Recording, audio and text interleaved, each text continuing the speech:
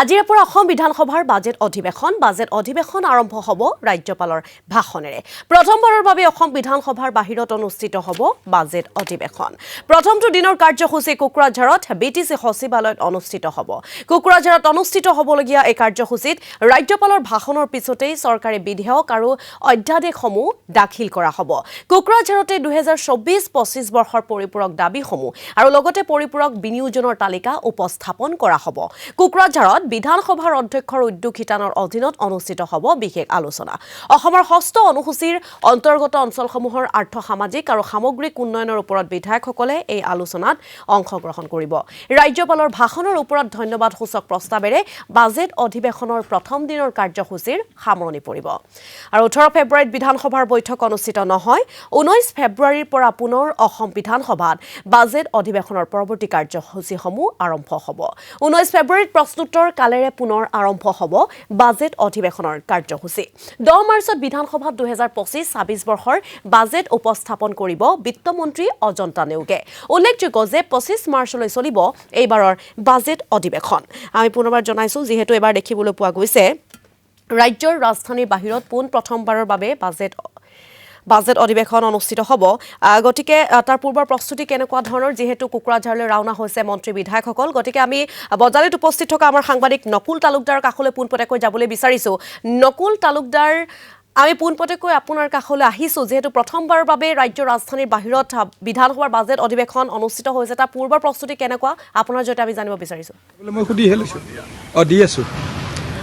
হয় ইতিমধ্যে আমি পোনপ্ৰথমতে আচলতে যিহেতু বজালিত আদৰাৰ কাৰণে ব্যাপক প্ৰস্তুতি চলোৱা হৈছে আৰু যিহেতু পোনপ্ৰথমৰ কাৰণে বেলেগত এই যিহেতু অসম বিধানসভাৰ অধিৱেশন হ'ব, পঞ্চদশ বিধানসভাৰ আৰু বাজেট অধিৱেশন, আৰু তাৰ পূৰ্বে আমি পোনে যাব বিচাৰিছোঁ মন্ত্ৰী ৰঞ্জিত দাস ডাঙৰীয়ালৈ, তেওঁৰ লগত আমি পোনে যাব বিচাৰিছোঁ।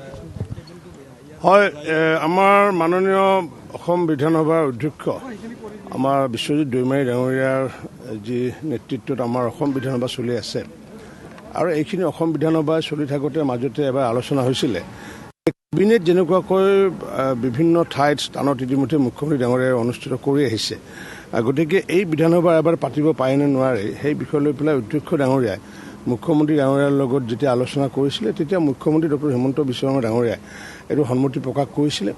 আৰু যাৰ কাৰণে আজি প্ৰথমবাৰৰ বাবে আজি এক ইতিহাস হৈ ৰ'ব যে আজি কোকৰাঝাৰত আমাৰ এই এছেম্বলি আজি অনুষ্ঠিত হ'ব। আৰু এই এছেম্বলি যি গতানুগতিকভাৱে যেনেকুৱাকৈ অসম বিধানসভাৰ গুৱাহাটীত যেনেকুৱাকৈ হয় তেনেকুৱাকৈ তাত হ'ব। মোৰ বাবে বা আমাৰ বজালীবাসীৰ বাবে এইটো পৰম সৌভাগ্য যে আজি একেদিনে সমগ্ৰ আমাৰ মাননীয় অধ্যক্ষই হওক বা মুখ্যমন্ত্ৰীয়ে হওক বা আমাৰ বিধায়ক মন্ত্ৰীসকলে হওক আজি ভূমিত পদাৰ্পণ কৰিব। যাৰ কাৰণে মই মাননীয় মুখ্যমন্ত্ৰীকে আদি কৰি সমূহ মন্ত্ৰীসকলক মই বজালীৰ হৈ পেলাই মই তেওঁলোকক স্বাগতম জনাইছোঁ। আৰু তেওঁলোকে যোৱাৰ সময়ত যিহেতু ৰাতিপুৱা তেওঁলোকে 6 বজাত যিহেতু ওলাইছে, যোৱাৰ সময়ত ইয়াতে কিছু আহাৰ গ্ৰহণ কৰিব আৰু আহাৰ গ্ৰহণ কৰাৰ পিছত 12 বজাত যেতিয়া গৈ পেলাই কোকৰাঝাৰ পাম, আমি একেলগে বাছেৰে যাম। আৰু কোকৰাঝাৰ পোৱাৰ পিছত তাত বিধানসভাৰ কাৰ্যসূচী আমাৰ চলোৱাৰ পিছত যিবোৰ আমাৰ গতানুগতিক যেনেকুৱা থাকে তেনেকুৱাই আমাৰ বিধানসভাখন চলিব। আৰু সন্ধিয়াৰ ভাগত বিধানসভা শেষ হ'ব আৰু বিধানসভা শেষ হোৱাৰ পিছত আমি সকলোৱে পুনৰ গুৱাহাটীলৈ ঘূৰি যাম। ঘূৰি যোৱাৰ সময়ত ইয়াতে নিশাৰ আহাৰ গ্ৰহণ কৰিব আৰু তেতিয়া মাননীয় মুখ্যমন্ত্ৰী ডাঙৰীয়াও তেতিয়া সংগ দিব। কাৰণ কিয় মুখ্যমন্ত্ৰী ডাঙৰীয়া ইতিমধ্যে যোৱাকালিয়ে তেওঁ ইতিমধ্যে কোকৰাঝাৰত গৈ উপস্থিত হৈছে। আৰু যিহেতু ৰাজ্যপাল ডাঙৰীয়াৰ যিহেতু প্ৰথম বক্তব্য থাকে, বক্তব্যৰ পিছত যিহেতু বেলেগ যিহেতু কাম নাথাকে আৰু তেখেতো যেতিয়া ঘূৰি যোৱাৰ সময়ত এবাৰ ইয়াতে বজালিতে এই আৱৰ্ত ভৱনত ইয়াতে সোমাই যাম বুলি কৈছে। গতিকে এনেকুৱাকৈ মই ভাবোঁ যে একেদিনাই মাননীয় ৰাজ্যপাল, মাননীয় অধ্যক্ষ, মাননীয় মুখ্যমন্ত্ৰীকে আদি কৰি মন্ত্ৰী পৰিষদৰ সমূহ সদস্যসকলে আৰু বিধায়কসকলে একেদিনাই এখন ঠাইত অহাটো এইটো প্ৰথম ঘটনা হ'ব। মই ভাবোঁ যাৰ কাৰণে এইটো কোকৰাঝাৰত যেনেকুৱাকৈ এটা ইতিহাস সৃষ্টি হ'ব, ঠিক তেনেকুৱাকৈ বজালিতো এটা ইতিহাস সৃষ্টি হ'ব। গতিকে আমি বজালীবাসীয়ে পৰম সৌভাগ্য যে আমি একেলগে আজি তেওঁলোকক আমি যিহেতু কিছুদিন আগতে আমাৰ অসম সাহিত্য সভা অনুষ্ঠিত হৈ গৈছে আৰু আপ্যায়নৰ ক্ষেত্ৰত আমাৰ বজালীৰ এটা সুনাম এটা আছে বা বৰপেটাৰ এটা সুনাম এটা আছে। ঠিক তেনেকুৱাকৈ আজি আমিও তেওঁলোকক আমি আপ্যায়ন কৰাৰ কাৰণে আমি ৰখিছোঁ। আৰু মই বিশেষকৈ মোৰ লগত যিহেতু আমাৰ আমাৰ দুগৰাকী বিধায়ক আমাৰ ফণীধৰ তালুকদাৰৰ ইয়াতে আছে, তেখেতো থাকিব। আৰু আমি বিশেষকৈ এখন মানে আঢ়ৈহেটীয়া বুলি যিটো কয়, কাৰণ সচৰাচৰ মানে গামোচা দি থকা হয়, আমাৰ ফণী তালুকদাৰ ডাঙৰীয়া এখন গামোচা, কিন্তু মই এখন আঢ়ৈহতীয়া বা তিনিহতীয়া বুলি যিটো কয়, মই সেইটো দিন, কাৰণ সেইখন আমাৰ ইয়াৰ বজালীৰ নিজা প্ৰডাক্ট। বজালী বা বৰ্ণনগৰ অঞ্চলত আঢ়ৈহতীয়া মানুহে পিন্ধে আৰু সেইখন ব্যৱহাৰ কৰিব পাৰিব। আৰু লগত এখন কামেশ্বৰ দাসৰ অসম বিধানসভাত কামেশ্বৰ দাস শীৰ্ষক যিখন গ্ৰন্থ মই ইতিমধ্যে মই লিখিছিলোঁ বা প্ৰকাশ হৈছে, সেইখন আজিয়ে বিধায়কসকলক মই ইয়াতে প্ৰদান কৰিম, যাওঁতে ধুনীয়াকৈ তেওঁলোকে বাছত পঢ়ি যাব পাৰিব, আহোঁতে পঢ়ি যাব পাৰিব। বিধানসভাত আজি কিবা বিশেষ বিধেয়ক উত্থাপন হ'ব নেকি? নাই, তেনেকুৱা কথা নাই। মই ক'লোৱে নহয় যে আমাৰ যিটো সচৰাচৰ যিটো পৰম্পৰাগতভাৱে যিটো চলে, তেনেকুৱা যে কোকৰাঝাৰৰ অধিৱেশন বুলি যে বিশেষ হ'ব তেনেকুৱা নাই। তাৰ মাজতে যিবোৰ ধৰক প্ৰাইভেট মেম্বাৰ বিলছেই হওক বা বিশেষ বিষয় যদি আহে, নিশ্চিত ওপৰত আমাৰ অধ্যক্ষ ডাঙৰীয়াৰ অনুমোদন সাপেক্ষে আমাৰ তাত আলোচনা বিলোচনা হ'বগৈ। এইটো দেখিবলৈ পোৱা গ'ল ইতিমধ্যে মন্ত্ৰী ডাঙৰীয়াই নিজৰ প্ৰথম প্ৰতিক্ৰিয়া ব্যক্ত কৰিছে আৰু বজালীৰ কাৰণে আনন্দৰ খবৰ, যিহেতু সকলোবিলাক আহিব, সকলো ধৰণৰ ব্যৱস্থা ইয়াত কৰা হৈছে আৰু ইয়াৰ পৰা পোনে পোনে গৈ কোকৰাঝাৰৰ যি অধিৱেশন, সেই অধিৱেশনত অংশগ্ৰহণ কৰিব। আমি পোনপটীয়াকৈ ইয়াৰ যি দৃশ্য দেখুৱাইছোঁ, ইয়াতে যিহেতু আদৰণিৰ ব্যৱস্থা গ্ৰহণ কৰা হ'ব, আমি সেই দৃশ্য দেখুৱাই আছোঁ।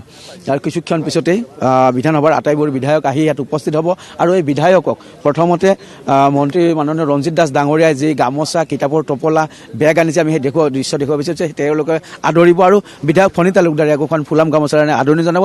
তাৰ পিছতে তেওঁলোকক ৰাতিপুৱাৰ জলপান ইয়াত পৰিৱেশন কৰা হ'ব আৰু ৰাতিপুৱাৰ জলপান গ্ৰহণ কৰি তেওঁলোকে ইয়াৰ পৰা পোনে পোনে কোকৰাঝাৰলৈ যাব।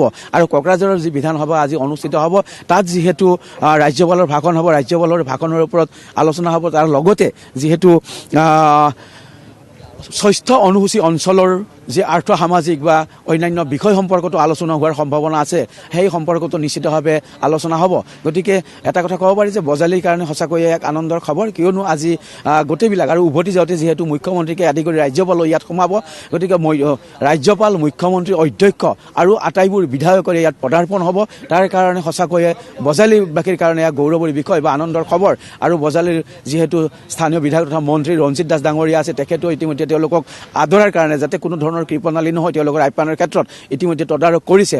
আৰু এই ধৰণে জিলা প্ৰশাসনেও সম্পূৰ্ণৰূপে সাজু হৈ উঠিছে। আৰু এই যে আৱৰ্ত ভৱন, বজালী জিলাৰ যি আৱৰ্ত ভৱন, এই আৱৰ্ত ভৱনত সকলো ধৰণৰ ব্যৱস্থা গ্ৰহণ কৰা হৈছে, যাতে এই যি ৰাতিপুৱাৰ জলপানৰ ব্যৱস্থা কৰা হৈছে, পুৰি, চব্জি, কণী ইত্যাদি ধৰণৰ যি তেওঁলোকক আপ্যায়ন কৰাৰ কাৰণে ব্যৱস্থা গ্ৰহণ কৰা হৈছে, এই ধৰণে সুচাৰুৰূপে যাতে আপ্যায়ন কৰিব পাৰে, এই ধৰণৰ ব্যৱস্থা বজালীবাসীয়ে ইয়াত কৰা দেখিবলৈ পোৱা গৈছে।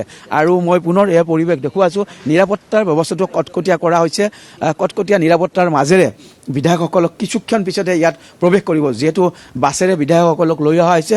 কিছুক্ষণ পিছতে এই বিধায়কসকল ইয়াত পদাৰ্পণ কৰিব আৰু ৰাতিপুৱাৰ আহাৰ গ্ৰহণ কৰি ইয়াৰ পৰা পোনে পোনে যাবগৈ কোকৰাঝাৰ। ধন্যবাদ জনাইছো নকুল তালুকদাৰ। আৰু এনেদৰে কোকৰাঝাৰলৈ যোৱাৰ পথত অৰ্থাৎ বজালীৰ আৱৰ্ত ভৱনত পোৱাৰ জলপান গ্ৰহণ কৰিবলৈ ৰৈছে মন্ত্ৰী বিধায়কসকল। গতিকে বজালী আৱৰ্ত ভৱনত জনপ্ৰতিনিধিক আদৰাৰ এনেদৰে ব্যাপক আয়োজন চলা দেখিবলৈ পোৱা গৈছে।